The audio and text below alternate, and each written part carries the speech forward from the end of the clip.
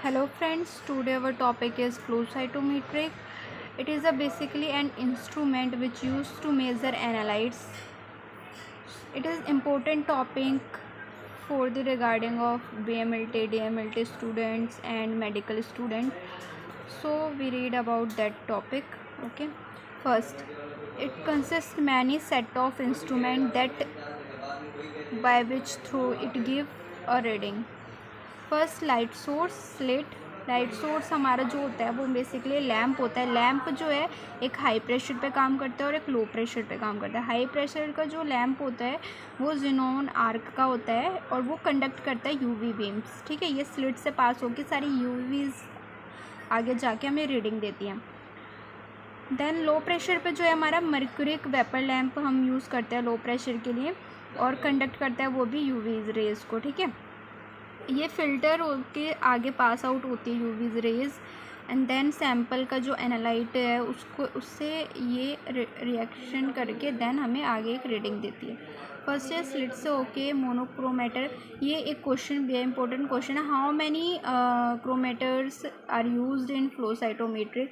तो first 2 chromator is used in whole process.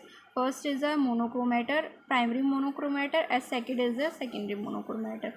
फिर उसके बाद सेकंड स्लिट होती है, फिर एक क्यूबिट होती है जिसमें हमारा सैंपल होता है, जिसमें हमें एनालाइट करना होता है अपने सैंपल की क्वांटिटी को। फिर सेकंड स्लिट थर्ड स्लिट होती है, फिर मोनोक्रोमेटर। फिर स्लिट से अगेन लाइट पास होके एक हमारी पीएमटी किट होती है, पीएमटी किट जिसका फुल फॉर्म है फोटो मल्टीपलर डिटेक्टर। ये क्या होता है, बेसिकली फोटो सेल्स कंसिस्ट करता है जो रीडिंग को रिकॉर्ड करके आगे स्क्रीन पे हमें शो अप करता है।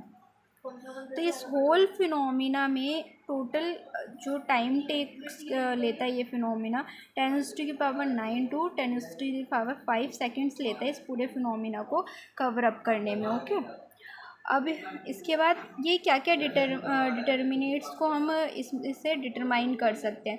जैसे बहुत सारी ड्रग्स हैं वो हम इससे डिटरमाइन कर सकते हैं। ठीक है, NADH, NADPH और हमारा ट्रायोसिन, ट्रिप्टोफेन वगैरह हम इससे डिटेक्ट कर सकते हैं। ऑल्सो हम कई सारी जो हमारे बॉडी में जितने भी सब्सटेंस होते हैं हम उनको भी एनालाइज कर सकते हैं, जैसे कोलेस्ट्रॉल, एस्ट्रोजन, कैटाकोलामाइंस। ठीक है, ऑल्सो इम्यूनो ऐसे भी कर सकते हैं हम इसी फ्लोरोस साइटोमेट्रिक कॉन्सेप्ट से। तो हमारा T4 T3 हार्मोन भी इसके हेल्प से हम डिटेक्ट करते हैं। ड्रग्स की कई बार क्वांटिटी ज़्यादा हो जाती है उसको मेज़र करने के लिए हम यूज़ करते हैं। स्पेशल प्रोटीन्स है जो हमारे IgG, IgM, C4, C5 ये सब डिटेक्ट करने के लिए। Antibiotics, anti nuclear antibodies and anti DNA antibodies को डिटेक्ट करने के लिए हम यूज़ करते हैं।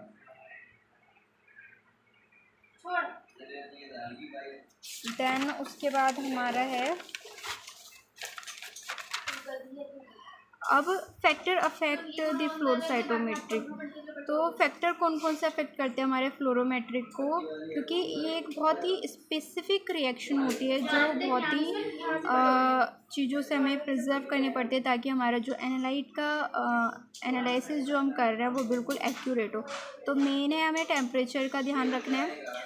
जो हमारा टेम्परेचर होना चाहिए वो लो पे जो होता है बहुत ही ज़्यादा अच्छा होता है, मॉलिक्यूल जो है मिनिमाइज और उनमें जो कॉलिजन्स वगैरह वो कम हो जाती हैं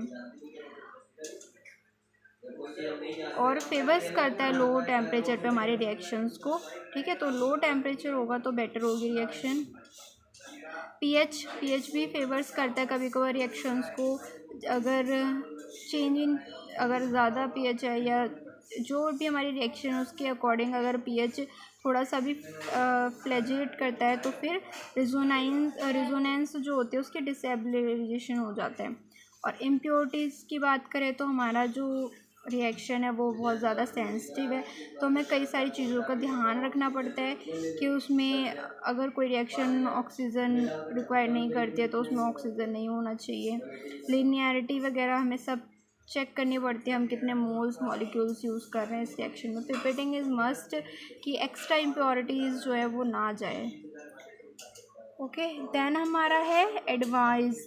एडवांटेज में मेन ही ये प्रोसेस इतना अच्छा है कि हाई डिग्री ऑफ स्पेसिफिसिटी, मतलब number no subject will interference the result. अगर हम सारी जो ये हमारी फैक्टर अफेक्टिंग जो पैरामीटर्स है, अगर हम इनसे अपने रिएक्शंस को बचा के रखें तो हमारा जो रिज़ल्ट है वो बहुत ज़्यादा एक्यूरेट होता है।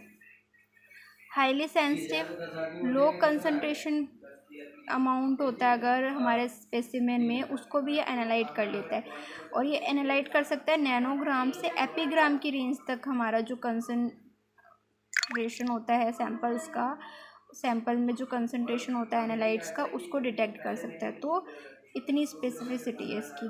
ठीक है, thank you for watching my video.